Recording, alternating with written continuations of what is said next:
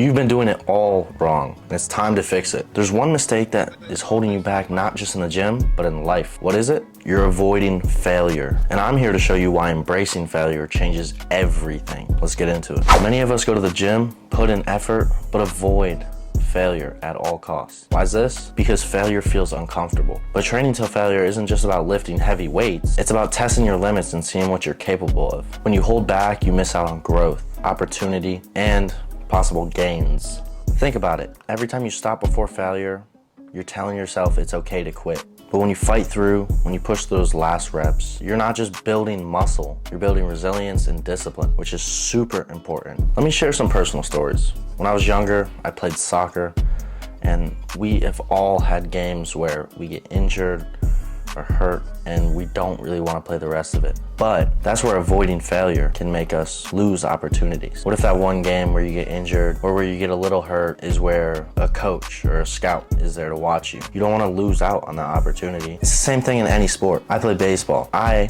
had tore my UCL. Pitching wasn't the most fun injury or one that I could just overcome very quickly. In fact, it was very mental, and I thought about giving up on baseball. But instead of giving up, I used it to fuel my training and to tell myself I will play the next season and I will play in college. Each of those moments can be an excuse to stop, but instead they became lessons. A big thing people need to do is overcome the fear of failing. And how do you do that? Most people avoid failure because they think it defines them. But the truth is, it's just a part of the process. Every failure is a proof you're trying and you're giving it your all. Think about it. When you fail, you're learning what doesn't work. And that knowledge gets you one step closer to understanding what works. Here's the deal. Failure doesn't mean you're not good enough. It means you're challenging yourself. And that's where real growth happens. Now, I'm not telling you to go fail your classes and courses and say, but Martin Swole told me it's good to fail.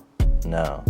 I want you to fail at trying. I want you to try so many times, fail so many times that you know the exact path you're gonna take to achieve greatness and success. Now, I always say this in all of my videos, this is a fitness page, so I'm going to relate this somehow to my fitness journey in bodybuilding. Training till failure in bodybuilding is a very common thing nowadays. Like we've discussed, it builds discipline, but it also is an optimal method of breaking down muscle. So my story is I've been training for 4 years. I haven't trained the same, and you shouldn't. I've been taught that try everything. Don't just try one coach, try multiple coaches. Gain information and put it all together and create a plan for yourself. And that's what I've done. I've created a custom plan that suits my training style. In fact, I've seen more growth on it through the past 4 months than I have in my whole training career. Failure is inevitable. Whether it's in the gym or life, you're gonna face setbacks. But every time you push yourself, every time you hit failure and decide to keep going, you're building a stronger, more disciplined version of yourself. Think about something you've struggled with. Maybe it was a tough assignment, a chore task your boss gave you, or just something that is giving you problems. What if you approached it like you approached those last reps in the gym? What if you gave it everything, even when it hurts, even when you don't want to do it? Here are the 5 methods I use to break down real life challenges. Number 1 is I break it down. Just like you tackle 1 rep at a time at the gym, you're gonna break down and assess your situation. Understand what's happening, what's going wrong, and why you don't like it. Then, I'm gonna set a timer, 20 to 30 minutes.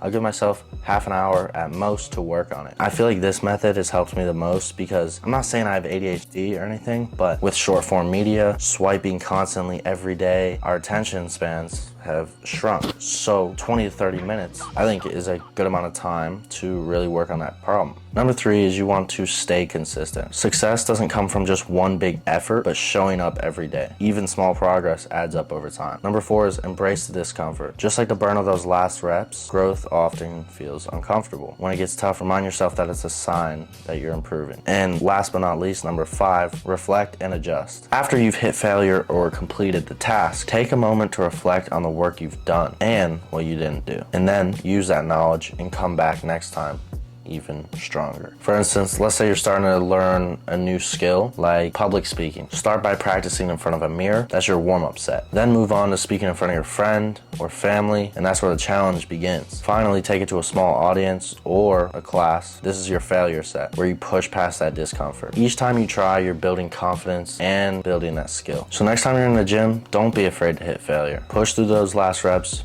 and embrace the struggle. And remember, the same mindset applies to every day in life. If you guys found that video helpful, please hit the like button, subscribe. I don't know, this is new content for me. Like, I don't do these types of videos, so we're gonna see, but that's the video.